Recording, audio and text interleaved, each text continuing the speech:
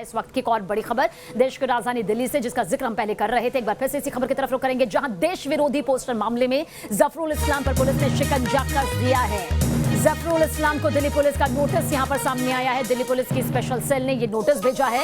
आपको बता दें कि पुलिस ने मोबाइल और लैपटॉप जमा करने के लिए कहा है। 12 मई तक ये वक्त यहां पर दिया गया है जफरुल इस्लाम को कि उन्हें अपना मोबाइल और लैपटॉप जमा करना होगा। दरअसल जफरुल इस्लाम देश के खिलाफ विवादित पोस्ट उन्होंने किया था, जिसके बाद दिल्ली अल्पसंख्यक आयोग के अध्यक्ष जफरुल इस्लाम के खिलाफ ये कानूनी शिकंजा यहां पर कसता नजर आ रहा है। तो 12 मई तक मोबाइल और लैपटॉप जमा करने के लिए जफरुल इस्लाम को कहा गया है। जफरुल इस्लाम ने देश के खिलाफ जिस तरह से विवादित पोस्ट किया था, उसके बाद ये पूरा मामला सामने आया। मधुरेंद्र हमारे सहयोगी हमारे साथ मौजूद है। मधुरेंद्र, किस तरह से कानूनी शिकंजा जो है वो जफरुल इस्लाम पर कसता नजर आ रहा है और ज्यादा?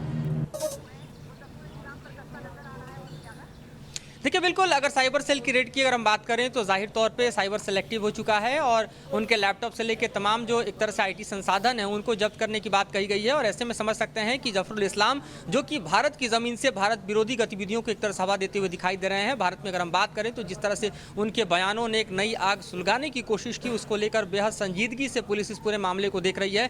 लेकिन सबसे गंभीर बात यह है कि वो दिल्ली अल्पसंख्यक आयोग के अध्यक्ष हैं और ऐसे में दिल्ली सरकार उनके ऊपर क्या कार्रवाई करती है, इसका भी एक राजनीतिक दबाव दिल्ली सरकार के सामने है।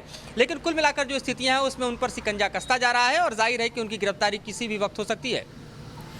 मधुरेंद्र, इसके साथ क्या ये कहा जा सकता है कि फिलहाल ये जो शिकंजा है वो इतनी आसानी से टलता नजर नहीं आता है, क्योंकि जिस तरह से देश के खिलाफ देश विरोधी यहाँ पर पोस्ट किया था, ऐसे में ये मामला और ज्यादा लंबा खिंचता हुआ नजर आएगा? बहुत जल्द जानना चाहेंगे। देखिए, बिल्कुल न सिर्फ देश में एक सामाजिक समरसता को चोट पहुंचाने की कोशिश उन्होंने की, बल्कि देश में हिंसा को भड़काने की कोशिश की और इस तरह के आरोप उन पर हैं जो बेहद गंभीर हैं, बेहद संगीन हैं। और अपने बयानों से मुकरने के बाद फिर से अपने बयान पर वापसी कर राजनीति को हवा देने की जिन्होंने कोशिश की है, उस पर पुलिस अपने शिकंजे को कसती नजर आ रही है। साइबर सेल पूरी तरह से एक्टिव नजर आ रहा है। सबीना, बहुत बहुत शुक्रिया मधुरेंद्र जानकारी के लिए आपका। तो मधुरेंद्र हमें जानकारी दे रहे हैं कि किस तरह से जफरुल इस्लाम पर ये कानूनी शिकंजा और कसता हुआ नजर आ रहा है।